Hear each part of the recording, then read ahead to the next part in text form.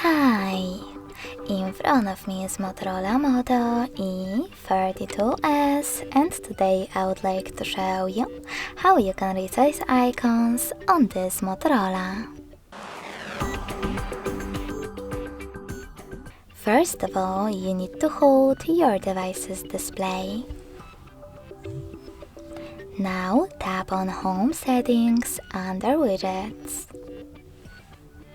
Finally, you can click on Icon Size and swipe left or right on this slider in order to adjust it. When you're ready, click on Home button, and as you can see, size of my icons has changed. Thanks so much for watching. If you enjoyed this video, smash that like button, comment and subscribe. Bye!